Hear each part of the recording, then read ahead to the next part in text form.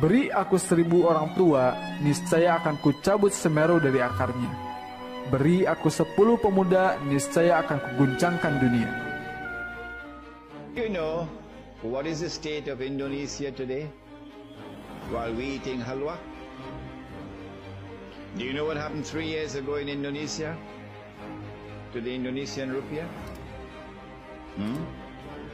The IMF had just issued a clean bill of health to Indonesia. An economy which is strong, healthy. Indonesia is a major oil producing country. Indonesia has land which is very fertile. Indonesia has a big population, energetic population. Indonesia has an abundance of mineral resources. There's no reason why Indonesia should be poor. Sumpah Pemuda dari isi putusan Kerapatan Pemuda-Pemudi Indonesia atau dikenal dengan Kongres Pemuda I dan Kongres Pemuda II. Melalui hasil kongres itulah kita bisa mengenal istilah satu tanah air, satu bangsa dan satu bahasa, yakni Indonesia yang kemudian dikenal dengan nama Sumpah Pemuda. Kongres Pemuda I. Peranan pemuda dalam pergerakan nasional dimulai sejak berdirinya Budi Utomo tanggal 20 Mei 1908. Dalam perkembangan selanjutnya, organisasi itu lebih banyak diikuti oleh golongan tua. Oleh karena itu, para pemuda selalu ingin menggalang kekuatan yang merupakan pencerminan aktivitas para pemuda. Kongres Pemuda I berlangsung di Jakarta pada tanggal 30 April sampai 2 Mei 1926. Dalam kongres tersebut membicarakan masalah pentingnya persatuan bangsa bagi perjuangan menuju kemerdekaan. Terselenggaranya Kongres Pemuda I tidak terlepas dari adanya Perhimpunan Indonesia. Pada tahun 1925 di Indonesia telah mulai didirikan Perhimpunan Pelajar-Pelajar Indonesia atau PPPI, tetapi peresmiannya baru pada tahun 1926. Anggota-anggotanya terdiri dari pelajar-pelajar sekolah tinggi yang ada di Jakarta dan di Bandung. Para pemuda ini kemudian sepakat untuk mengadakan Kongres Pemuda yang berlangsung pada 30 April sampai 2 Mei 1926. Tujuan Kongres Pemuda I ini adalah yang pertama membentuk Badan Sentral Organisasi Pemuda Indonesia, memajukan paham persatuan kebangsaan, mempererat hubungan di antara semua perkumpulan pemuda kebangsaan. Kongres Pemuda I ini dihadiri oleh wakil-wakil dari organisasi pemuda di seluruh Indonesia, seperti Jong Java, Jong Sumatera Nenbon, Jong Ambon, Sekar Rukun, Jong Islaman Nenbon, Jong Minahasa, dan Jong Batak. Dalam pidato pembukaannya, Ketua Panitia M. Tabrani meminta perhatian peserta untuk mencari cara menyatukan semangat nasional di kalangan pemuda. Muhammad Yamin menyampaikan pemikirannya tentang bahasa persatuan. Dalam pidatonya pada tanggal 2 Mei 1926 yang berjudul Kemungkinan-Kemungkinan Masa Depan Bahasa dan Sastra Indonesia, Yamin yakin bahwa dari sekian banyak bahasa yang dipakai oleh suku bangsa Indonesia, bahasa Melayu dan bahasa Jawa yang diharapkan menjadi bahasa persatuan. Namun, Yamin yakin bahasa Melayu lambat laun akan menjadi bahasa persatuan atau bahasa pergaulan bagi rakyat Indonesia. Hasil utama yang dicapai dalam Kongres Pemuda I itu antara lain, yang pertama mengakui dan menerima cita-cita persatuan Indonesia, walaupun dalam hal ini masih tampak samar-samar. Kemudian yang kedua, usaha untuk menghilangkan pandangan adat dan kedaerahan yang kolot dan lain sebagainya. Jadi, para peserta memang menyadari bahwa pada saat itu masih sulit untuk membentuk kebulatan tekad dalam perjuangan mencapai cita-cita nasional. Kongres Pemuda II. Ide penyelenggaraan Kongres Pemuda II berasal dari Perhimpunan Pelajar-Pelajar Indonesia, sebuah organisasi pemuda yang beranggota pelajar dari seluruh Indonesia. Kongres Pemuda II berlangsung pada tanggal 27 sampai 28 Oktober 1928 dalam 3 tahap rapat. Rapat pertama berlangsung di Gedung Katolike Jongelingenbon di Waterlooven, sekarang Lapangan Banteng, kemudian dipindahkan ke Os Japa Bioskop di Koningsplein North, sekarang Jalan Medan Merdeka Utara.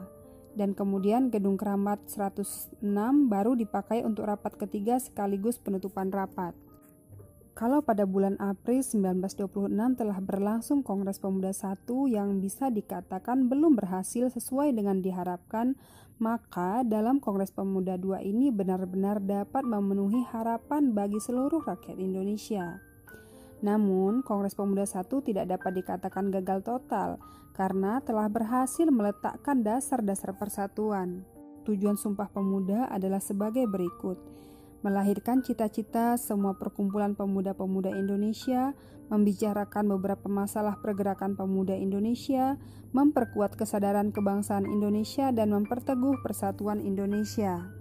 Kongres dilaksanakan di 3 gedung yang berbeda dan dibagi menjadi 3 pertemuan.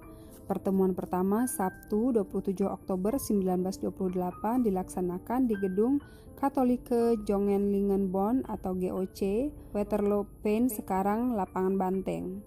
Dalam sambutannya, Ketua Sugondo Jojopuspito berharap konferensi ini akan memperkuat semangat persatuan di benak pemuda. Pertemuan kedua Minggu tanggal 28 Oktober 1928 dilaksanakan di Gedung OS Japa Bioskop, membahas masalah pendidikan.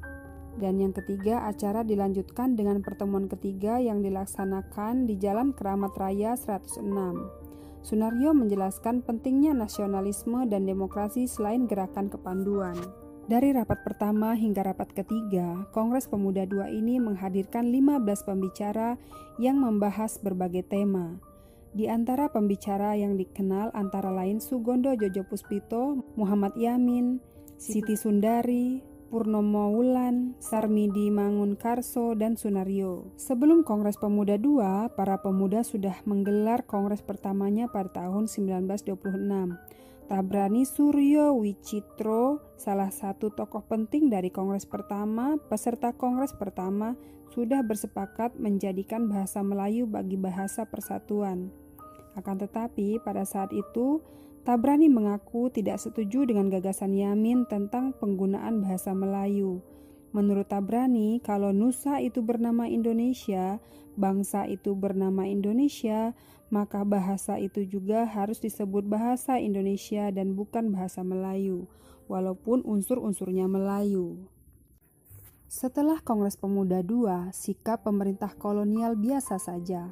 Bahkan Van der Plas, seorang pejabat kolonial untuk urusan negara jajahan, menganggap remeh Kongres Pemuda itu dan keputusan-keputusannya. Van der Plas sendiri menertawakan keputusan Kongres untuk menjadikan bahasa Indonesia sebagai bahasa persatuan, mengingat bahwa sebagian pembicara dalam Kongres itu justru menggunakan bahasa Belanda dan bahasa daerah. Sugondo sendiri, meskipun didaulat sebagai pemimpin sidang dan berusaha menggunakan bahasa Indonesia, terlihat kesulitan berbahasa Indonesia dengan baik. Akan tetapi, apa yang diperkirakan oleh Van der Plas sangatlah melesat. Sejarah telah membuktikan bahwa kongres itu telah menjadi api yang mencetuskan persatuan nasional bangsa Indonesia untuk melawan kolonialisme. Dalam kongres tersebut, Muhammad Yamin menuliskan rumusan Sumpah Pemuda pada secari kertas yang dibacakan oleh Sugondo dan kemudian dijelaskan panjang lebar oleh Muhammad Yamin. Dalam kongres itu pula, untuk pertama kalinya lagu Kebangsaan Indonesia Raya ciptaan W.R. Supratman dikumandangkan di depan banyak orang peserta kongres. Teks Sumpah Pemuda juga untuk pertama kalinya diikrarkan di Jakarta pada 28 Oktober 1928. Setelah mengetahui sejarah Sumpah Pemuda tadi, sekarang apa sih makna Sumpah Pemuda itu sendiri? Sumpah Pemuda merupakan bukti autentik bahwa pada tanggal 28 Oktober 1928 bangsa Indonesia telah dilahirkan. Proses kelahiran bangsa Indonesia ini merupakan buah dari perjuangan rakyat yang selama ratusan tahun tertindas di bawah kekuasaan kaum kolonialis.